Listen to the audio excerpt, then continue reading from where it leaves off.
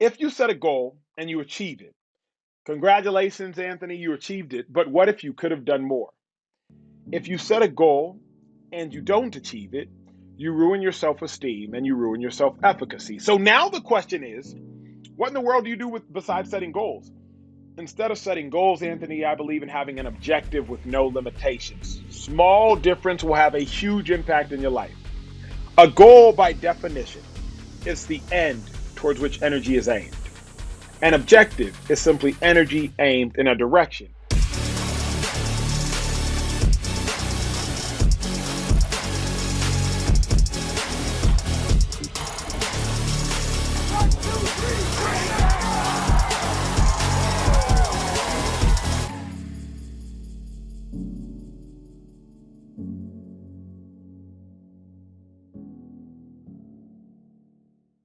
Hey, welcome back to the Acho podcast. As always, I'm your host, Anthony Trucks. And today we got a treat, man. We have an individual who, it's funny, whenever I take a look at the guests we have on, I kind of like get a chance to roll through like their rap sheet, we'll call it. And this individual, like I found some interesting similarities we're going to talk about. But the cool thing is, I like that they don't sit on the fence. Right? There are a lot of people in our world that sit on the fence for certain things, and I tell people you can't sit on the fence because it hurts your butt. They have this, what they stand for and what they stand against, and that for me is comforting, right? Because if people know you enough to love you, they know you enough to dislike you and hate you, and you want to have that differentiation. But today, as we unpack, we're going to unpack from the heart and mind of not someone with a strong opinion, but a strong set of experiences that lead to opinions that have weight. Literally logical, thoughtful weight to them. This person is a former NFL athlete. They are an analyst on FS1. They have done a lot of things in the world, as well as being a New York Times #1 best-selling author. And I'm going to give it away here, but also the creator of Uncomfortable Conversations with a Black Man, which when I heard this coming out, I was like, oh, this is going to be interesting to watch. My wife and I were like, what is this about to be about? But love it. And so without further ado, welcome to the show, Emmanuel Acho. How you doing, man? Anthony, man, it's a pleasure to join you. I love the title of the podcast. Shift. I love it. I love it. Yeah, man. Very creative. Very Thank you. Well, my creative. whole thing's about identity and identity shift. And so I was like, that's a word I'm going to own. And so we talk about how literally how successful people make shift happen. And it comes through all shift moments, good or bad, that we learn from. So we're going to dig into some of yours because I read portions of your book, love some of the odd shift moments. Some are similar, but I always have one question I start with. You could take it wherever you want. Be humble. You could be braggadocious, your choice. But here it is. Walking around town, I'm at a coffee shop, sit down next to a guy, looks just like you. It is you. I don't know you though. You turn and start talking to me. Why should I listen to you? First off, that's so unrealistic because I would not start a conversation with a stranger. Hey, I would. That intimidates me. Man, I love that question. Why would you start talking to me, man? I sometimes in life you got to lead with credentials because your experience is your expertise, and I think what I have found the most fortune in, as it pertains to my experience, as you said. I picked up a football. I made it to the National Football League. I picked up a mhm. pen. I became a #1 New York Times bestselling author. I picked up a microphone and I won an Emmy. And so I would just hope that my work and my credentials truly speak for myself. But why would you listen? Because if I have chosen to talk to a stranger, then Mhm. surely I must be saying something important because that's like my biggest fear is talking to strangers. Really? It's interesting because Yeah, you dude. would you wouldn't think that, right? Watch what you do and how you communicate and talk. It's interesting that that's the area where I would not have expected you to say like, I don't talk to strangers. So you never like in a random, let's say, doctor's office, spark a conversation up. Anthony, I speak in quotes. I don't like to talk. Mm. Like the biggest Huh. misconception of my life, I do Yeah. not like to talk. The average attention span is 7 seconds, 7.5 if you want to get precise. I Mhm. understand that. So the last thing I want to do is spark up like a unnecessary dialogue. So if I'm speaking to a Huh. stranger, Yeah. I must have some conviction on my heart that's hopefully life changing. Yeah. Well, you got a lot of life changing conversations. We're gonna dig into one of those thoughts of goals are dumb, but I have a couple things. So I read the introduction to the book. I always do that though, because people usually skip that. They always go past that thing. Like that's where like you get to kind of throw. So I was reading, I was like, oh man. So I'm also half Nigerian, half white. So and then I expect like I did know my dad. So there's this interesting like draw I have to that part of the world because I didn't find him until I was 20. Mhm. However, you went to the school, and then there were two goals you won. I was like, this is interesting. One of them was to be homecoming king. almost to be like the athlete of the year, right? Athlete And of so the as I'm year. reading, Yes, sir. dude. So here's an interesting thing. I got a basketball over here. I was homecoming king. I was like, all right, I beat him there. The other part of it was the thing about the athlete, because I didn't get MVP my senior year. Went to like one of the, I think, coach's son, offensive lineman. Their description was, well, it's not the guy who was on the magazines getting the points. It's MVP. And I'm like, wait, that's literally all it is. So the weight you felt with that, I was like, yeah, this guy's got like a feel in the start. But here's the thing: is you went to the level of having these things take place, and you're bawling and crying, and you talked about progressing to the next level of always fighting to chase that thing. For me, like thinking back there, if you're saying I picked up a pen and this took place, and I was a guy that picked up a football and this took place, how many levels, if you can go back, can you go to where that seed was planted to where that was part of who you are? Because our podcast is about identity. At some point in time, you had a choice to become the person who almost flows in that manner. Where was that created? Man, I would say work ethic was created in my family, familially. Like Mhm. when you're talking about having success at something, to me, success is oftentimes a mark of both dedication and opportunity. What do they Mhm. say? Luck is when preparation meets opportunity. Yeah, yep. But luck is irrelevant without preparation, and it's also irrelevant without the opportunity. So for me, it all took place in my youth. My dad came from Mhm. Nigeria, mom came from Nigeria. One worked at Taco Bell, one worked as a janitor making Mhm. $3 an hour, and then they both Yeah, progressed to getting their doctorates here. So I watched them, Anthony, grind it out yeah. from growing up from one house in a lower socioeconomic status area to Mhm. continuing to progress. So that is where that identity came from. I don't believe my identity is in my accolades.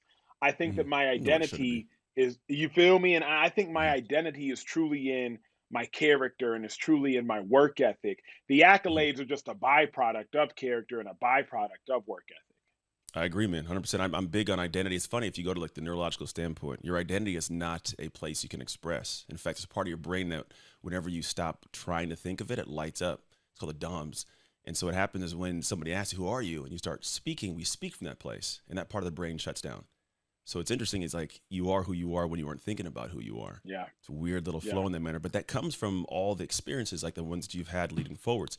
And so, like for me, I was try to like dig into a person's head, like where were those things going? And so I usually try to find the beginning, like where was one of the most pivotal off shift moments? Like where was one where you can go back to and go, of all the multiple moments, that one was kind of like one branch in the tree that opened up this new trajectory. Can you go back to one that you might have experienced? There are two, but the first one I can go to, eighth grade. I'm at this private school, St. Mark's School of Texas, all boys Mhm. private school. We wore uniforms, white button downs, gray slacks. Yeah. This is a prestigious school, mind you. A kid in the grade above me, Saigon Turi, he won the national spelling bee. The spelling bee you see on ESPN, he Yeah, won yeah, it. yeah. Yeah. Poco Carante was his winning word. So this just lets y'all know the type of brilliance I was among. I Hmm. was not brilliant. Hmm. Um, in eighth grade, I was in Douglas Rummel's class. I had a 72 in the class. If you get a D, you cannot move on to ninth grade. Final exam, I had to get at least I believe it was like a 68 to maintain my Hmm. 72 for the grade to not fail out of my prestigious private school where my Hmm. brother was going and he was a year ahead of me. Yeah. That was a huge off shift moment because that was a moment of pressure, mental fortitude, a necessary need for execution. And Hmm. that was a moment where, dude, if I don't pass that final exam and I essentially get kicked out of that school, my life trajectory as I know it changes. So Yeah. that I always think of as one of the most pivotal moments in my life, which Yeah. completely dictated uncomfortable conversations, which dictated my NFL career, which dictated where I went to play college football. It changed everything. I love it. Yeah, and those are the ones. I mean, those are the ones that people don't hear about. That are the ones that are so like incredibly unique and tied to everything else that takes place. What's number two you mentioned? Number two, a similar moment, but number two, I guess the biggest awe shift moment of my life when I was in the Philadelphia Eagles training facility. And if you've read the book, then you will know this story. I Mhm. am on my hands and knees in a bathroom stall praying that I will not get cut by the Eagles because I went to Dave Phipp, our special team coach's office. I went there to brown nose. Anthony, you've been there before. We all Oh have. I'm yeah, trying to yeah. make sure I can Mm-hmm. make the team. As I'm in his office brown nosing, I look at the depth chart to the right of the TV monitor where we're watching tape. A depth Mm-hmm. chart, for those listening and looking, is essentially a pecking order of where you fall on the team. I played inside linebacker. I looked under linebackers at the depth chart, and my name wasn't there. I checked again. I said, clearly there's a mistake. My eyes have Mm-hmm. deceived me. Let me check one more time. My name isn't there. Okay, maybe they have me under like tight ends or running backs. Maybe like some intern misplaced my name. Not Yeah. under tight ends, not under running backs. I go to the very bottom of the depth chart. This is a true story, ladies and gentlemen. I go to the very bottom of the depth chart and I see my name under the big block and bold letters, cut. Cut Mm. in the NFL means fired. My Oh name yeah. is under this big, bold letters saying cut with four other names. One other name had already been fired, cut earlier that day. I instantly leave, Yeah. Anthony. I run to the bathroom because I'm like, look, God, I didn't ask to come to Philly. The Eagles traded for me from the Cleveland Mm-hmm. Browns. And that Yeah. was probably the biggest awe shift moment of my life. Hey, I know that moment. I played with the Buckskins and Steelers. Was cut from the Bucks, cut from the Skins, got hurt with the Steelers, so career ended there. That is a heavy moment, man. And like you don't know this, but I grew up in foster care, so for me it was like that bounce around type mentality, and so the NFL mimicked that and emotionally kind of triggered those things. So I get that moment. You're anchored, you're trying to find this space, and then all of a sudden the rug's pulled out from underneath you. So I have my thoughts of what this moment taught you, but I would love from your words, like in those moments when everything's kind of falling apart, why was it one of the most pivotal moments? What did you take from it? Well, I took immense faith and maturation. For that was the first time, maybe not the first time in my life, but maybe the most pivotal time in my adult life where I could not believe my eyes. And I don't say Mm-hmm. that in the figurative sense of don't believe your eyes. I say that in the literal sense of my eyes saw my name saying cut, and I had to choose not to believe what I was looking at. Mm. Because what I was looking at was damnation from the NFL and damnation from the Eagles roster. But I had to Yeah. make a conscious decision. Hey, Acho, I know what you see, but you cannot see what you see. Yeah. And at that point in time, I learned like, hey, just keep going to work, keep excelling, keep being better. I didn't ultimately end up getting cut in that imminent future. I ended up making the team and getting cut later thereafter. So Mm-hmm. I learned at that moment, man. Sometimes in life, dude, you have to choose not to believe your eyes. It's an interesting thing, and that almost ties to the book Illogical, Rich, you've written recently. It's because you kind of have to go in that space where most people they don't understand. Like the Jordan, I love the part where the Last Dance he went crazy places, and as much as people like they oh that's not real, like that's real when it comes to showing up in life at different levels. You have to kind of take yourself out of the here and now and what you've seen as reality. And I like how you framed up the illogical concept, right? When you broke down Yeah. the definition, and right, that was beautiful. I was like, that's a really smart way of rolling into it. And from that, you progress to different levels, and you've done great things ever since. So I want to get past that point because I do want to get to this goal setting thing. Because here's what I do know: I have Nigerian friends, and I know how much the families are dialed into like you're gonna be a doctor, like You just so you must be know, a like there's certain doctor. You must be yeah. a lawyer. You must be an engineer. Exactly. My buddy, well, not my buddy, my son's buddy. He's a phenomenal, fastest kid in the track at his high school. It's a De La Salle High School up here, and he had a B plus in one of his classes. Mom pulled him from track. We're like, this is, but I get it. And I'm like, my wife and I were like, should we call his mom? I'm like, you don't call that mom. Like, you don't call that mom at all. But no, so you go to this level of saying all this takes place, right? In the NFL, you have a situation, and then you have one of the chapters in your book about goal setting being done, right? And you actually reference this moment in time where almost all these goals you set kind of fell apart. And I kind of am, I'm not gonna lie, I don't 100% agree with it. And that's okay, right? The idea is I want to understand from your perspective I want to where the thought came from, how it's been solidified, and then maybe you can convince me about this perspective because I'm a football guy too. The goals to win a Super Bowl goals, right? So unpack this for us. Man, so Illogical, my latest book in partnership with Oprah, chapter 11 is called Goals Are Dumb. And I literally make that the crux of the book. Goals are stupid, Anthony. And in the next 3.5 minutes, I will convince you as to why. All right. my junior year at the University of Texas, I wanted to go to the National Football League, and I wanted to leave early. And so I submitted my papers to the NFL, and they said, Emmanuel, you will be drafted in rounds 4 through 7. I was like, y'all think I will? I'm going in rounds 1 through 3. So, Hmm. as a fervent believer in goals, I took the sheet of paper, Emmanuel, you'll be drafted in rounds 4 through 7. I highlighted it. I put it above my bed.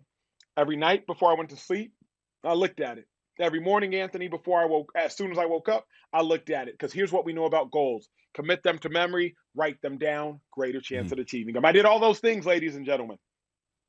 I go to the NFL Combine in 2012, and while running a 40-yard dash in front of 32 billionaires with roughly $5 to $10 million on the line, I tear my quad muscle off the bone. Boom, boom, Hmm.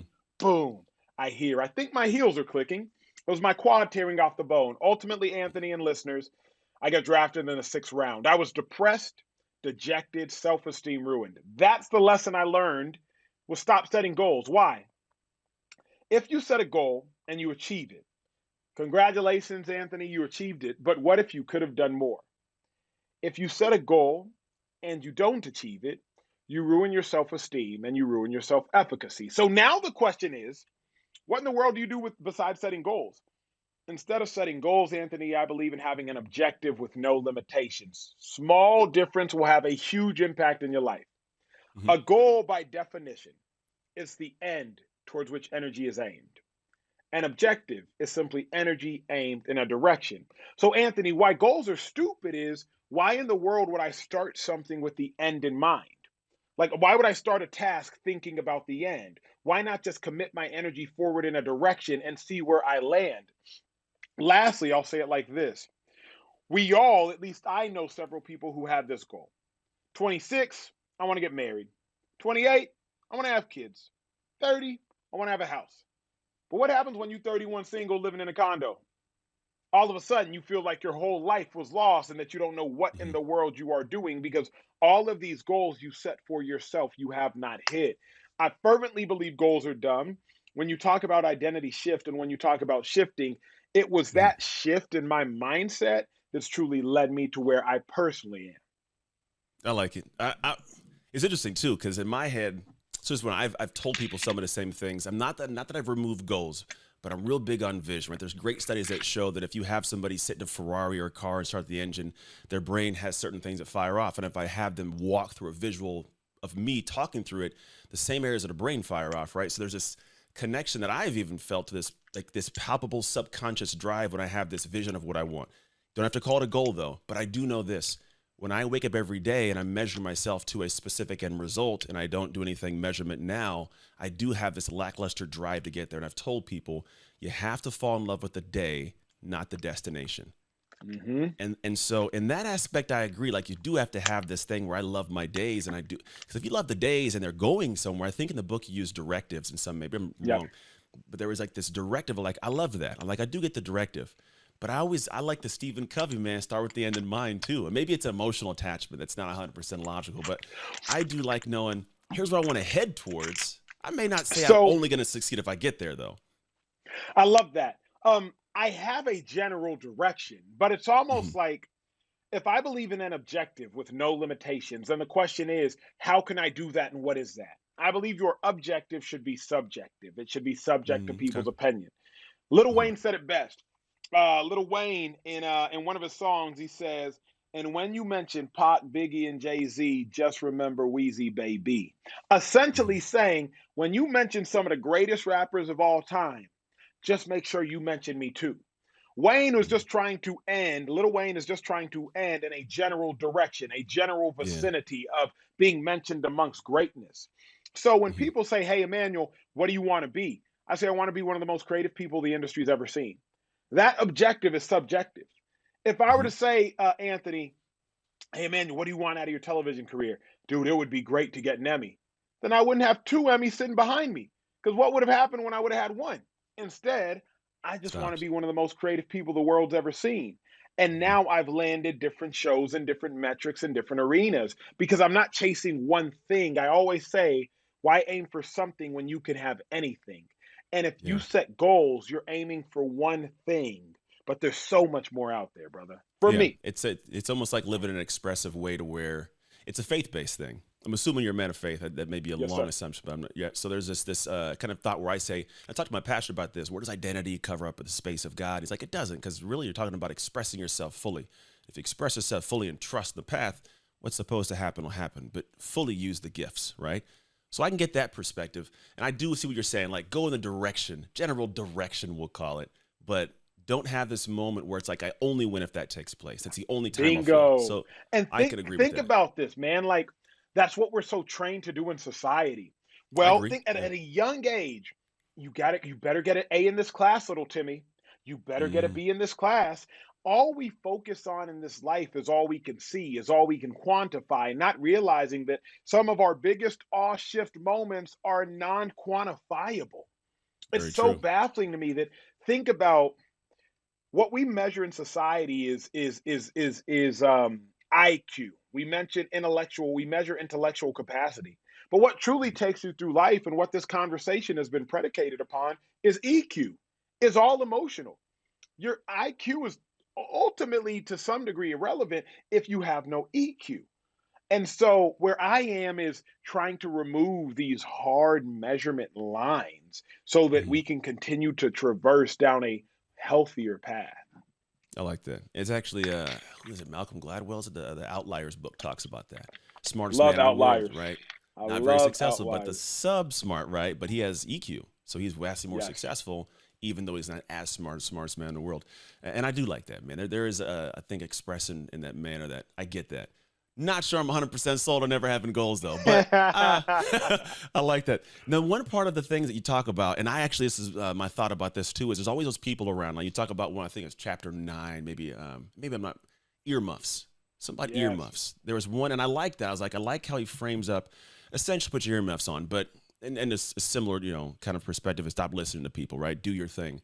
Because I think that's necessary to be in this space of illogical. You got to do whatever is coming out of you. But when do you take the earmuffs off? Like where? Because I think you had a moment in time where somebody sent a message, and this message Yeah. sparked a thought to go seek something based on the Shakari Richardson thing. Shakari, my apologies. Where do you know to like finally listen to some people? That's tough. It takes a lot of discernment, and I think it will take a lot of doing it wrong. So I mentioned, don't forget your earmuffs. I believe it's chapter 2 in the book. Mm, The Apple AirPod Pros. The beautiful part of the AirPod Pros, you have a transparency function and yeah, you yeah. have a noise canceling function.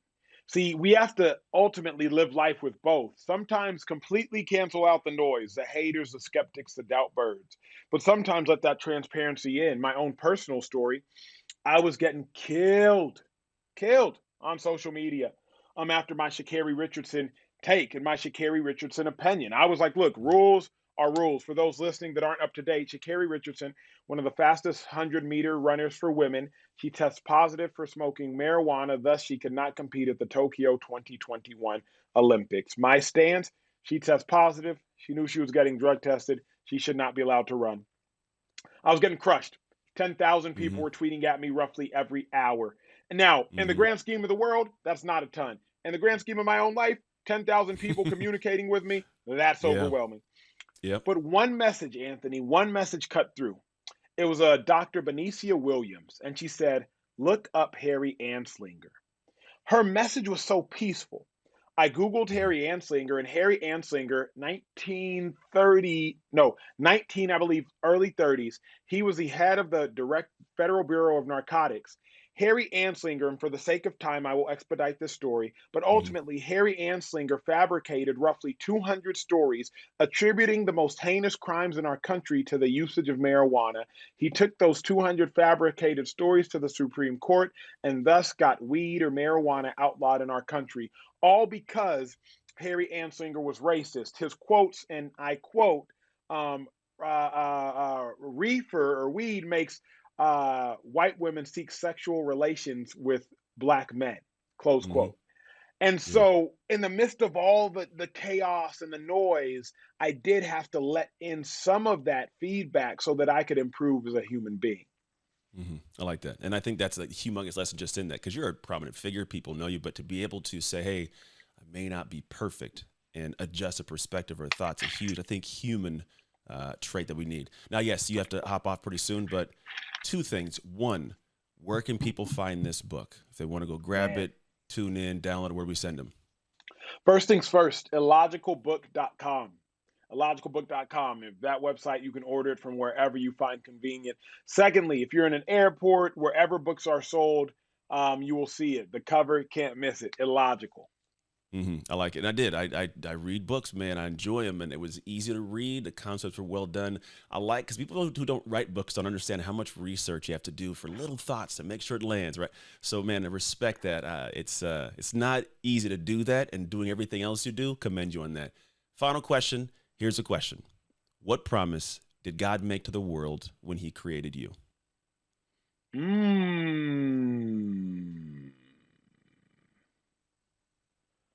Whew, that's heavy. I would say that I'm going to bring forth someone who will be obedient enough to try to change his world and ultimately the world. I think that's the only promise. Like I'm not super talented or super skilled comparatively, but I'm obedient. And I think that the promise would be that I'm going to bring forth someone who's obedient enough to use his skills and talents to try to change the world. I like it, man. As well, I've yet to have that answer in 320 some episodes. Obedience is an interesting word, right? Because it means you have power, like a dog. It has power to do something, but it does follow the master, the leader, right? But when released, it goes and does its thing. So I like that. And I don't think we have enough people doing that, right? If we did and everybody was able to do their own thing and really live illogically, I think we have a vastly different, I think, more diverse and much more fun world. So, man, I appreciate you writing the book. It's a great book. Go pick it up, everybody, at illogicalbook.com. Thank you again, man, for tuning in. I know you're a busy man. I appreciate what you do. I do watch your stuff I don't watch a lot of TV, man, but I do tune in and I'll pay attention when you're on. I don't agree with everything, but I love how you flow with it. Sounds good. Outside of that, everybody. Yeah. Thank you, man. I appreciate you. Seriously. And as always, make the most of your off shift moments so you can make shift happen. It's Anthony Trucks and Emmanuel Acho signing off.